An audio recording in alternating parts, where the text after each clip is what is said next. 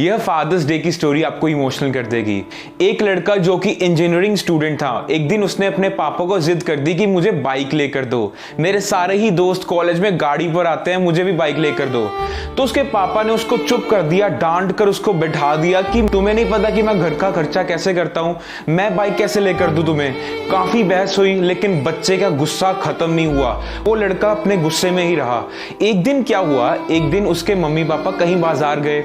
उस लड़के ने गुस्से में ये ठान लिया कि आज तो मैं घर छोड़कर चला जाऊंगा। उसने क्या किया, वो जैसे ही घर छोड़कर जाने वाला था, उसका ध्यान पास में पड़े अपने पापा के पर्स की तरफ पड़ा।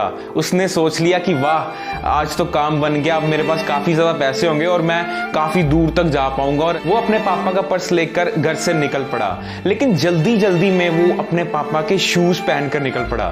थोड़ी ही दूर जाकर उसका ध्यान पड़ा कि उसने अपने पापा के शूज डाले हैं। उसने क्या किया, अपने पापा के शूज को रास्ते में कहीं उतार कर फेंक दिया और नंगे पांव आगे चलने लगा। रास्ते में उसको एक कांटा चुभ गया। अब जैसे ही कांटा चुभा, काफी दर्द हुई, काफी ज्यादा खून बहने लगा। उसने सोचा मेरे पास पापा का पर्स है, क्यों ना मैं किसी पास में हॉस्पिटल से अपना इलाज करवा लूं। जैसे ही उसने पर्स को निकाल कर देखा कि देखूं तो आखिरकार इसमें कितने पैसे हैं। जैसे ही पर्स को निकाल कर देखा तो सिर्फ और सिर्फ एक 100 रुपए का नोट। मन में अपने पापा को बहुत बुरा भला कहा कि मेरे पापा इतने कंजूस है कि उन्होंने अपने पर्स में सिर्फ और सिर्फ एक 100 रुपए का नोट रखा। लेकिन उसने देखा कि पर्स तो काफी मोटा था। जैसे ही पर्स को पूरे ध्यान से खोला गया तो उसमें काफी ज्यादा कागज। जैसे उसने उस कागज को पढ़ा तो वो कागज उधारी वाला कागज था, जिसपे 40,000 का उधार लिखा हुआ था, जो उसके पिता ने अपने दोस्त से लिए थे। कागज के साथ ही एक बिल अटैच था, जो कि एक लैपटॉप का बिल था, जिसके लिए उसने पिछले साल जिद की थी। ऐसे ही काफी ज्यादा उसने कागज निकाले और सभी कागज उधारी के थे। जब उसने लास्ट कागज निकाला, उसके पैरों के नीचे से जमीन खिसक गई। वो लास्ट कागज था एक अखबार का एडवर्टीजमेंट। उस एडवर्टीजमेंट में ये लिखा हुआ था कि पुराना स्कूटर दे जाओ और नया स्कूटर ले जाओ। उसने ये पढ़ा, वो एकदम से रोने लग पड़ा। उसके मन में आया कि क्या पापा अपना स्कूटर बेचने तो नहीं गए? वही स्कूटर जिसके साथ उसकी बचपन की सारी मेमोरीज जुड़ी पड़ी थी, वही स्कूटर जिस पर बैठकर वो रोज ट्यूशन पर जाया करता था, वही स्कूटर जिस पर घर के सारे काम डिपेंडेंट थे।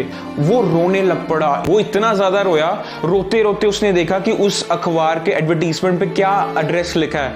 उस एड्रेस की तरफ चल पड़ा, दौड़ा चला गया। पैर की चोट में से काफी खून भी बह रहा है, दर्द भी काफी हो रही है, लेकिन उसको कोई लेना देना नहीं है। वो अपने पिता के पास दौड़ रहा है, भाग रहा है। जब पिता के पास पहुंचा, देखा कि पिता किसी आदमी के साथ स्कूटर को बेचने की बात कर रहे हैं।